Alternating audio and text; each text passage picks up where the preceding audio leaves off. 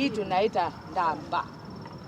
Sababu ukipanda mzimo huu itakaa kwa shamba, alafu ungoje mzimo ile ingine ndio utapata mafuno yake. Lakini utaendelea na kula kunde tu na yenyewe itakaa kwa nini kwa shamba. Hii mawere unaweza kupika ile keki ya kienyeji. Ile tunaita kimoto. Tulikuwa tunakutana ili tujue vile tunaweza kurudisha uhusiano wetu na mchanga na uhusiano wetu na mbegu zetu za kienyeji. Kwa sababu ile mbegu tunapanda ni mzuri sana kwa mili yetu. Kama mawele. Mawele wenyewe ni chakula mzuri sana.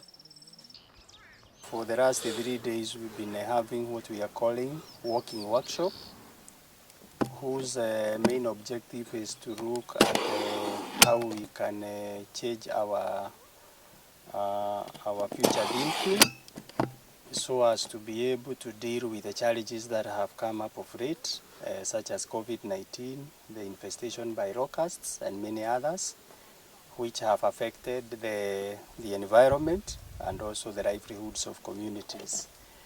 We are looking at how community members can re-strategize and change the way they do their things to be able to deal with these upcoming challenges like COVID pandemic.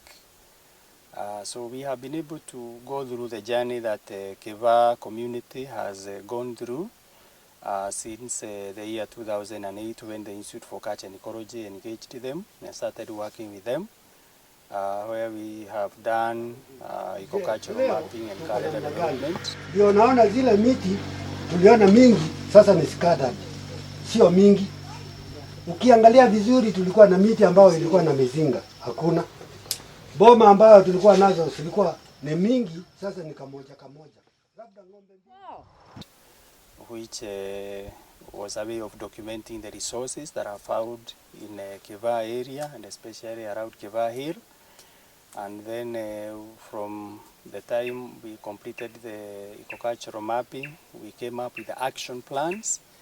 And these action plans include planting of trees to restore the degraded sites within the hill, and also planting of trees on farms which are neighboring the hill.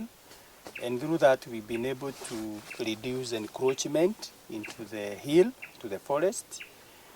We have also been able to deal with the challenge of illegal grazing, which was a very serious threat to the ecological integrity of this ecosystem. Watu wanachunguka hii mlima. Tukawaambia hiyo mlima sasa iko mikononi ya wazee ya kiutamaduni. Na sasa yule atapatikana hapo atasikwa, maana tupata barua kutoka kwa chief. Atasikwa na atapelekwa kotini, maana ni mlima ya wazee community ya wazee wanakuchana wa kuchunga hiyo mlima wache kuharibiwa. Maana ulikuwa wanaharibiwa, wanakatwa miti, unachoma makaa. Watu wanaweka ng'ombe tu kiorera tu au vikiri, tukakataa na ule mlima. Enyewe hii matunda inafanya kazi mingi sana ndani ya mwili. ndio ni dawa ya minyoo. Ndio, umesikia hata ni dawa ya minyoo. Hii sasa ni vitu ambao zimeanza kurudi kwa yenye hii. Ende pande ya chini tutapata maji ambao haiko kwako. And from all those efforts by elders, the streams that emanate from this water catchment have increased their volumes. The springs which were almost drying up in the neighborhood have also started producing water.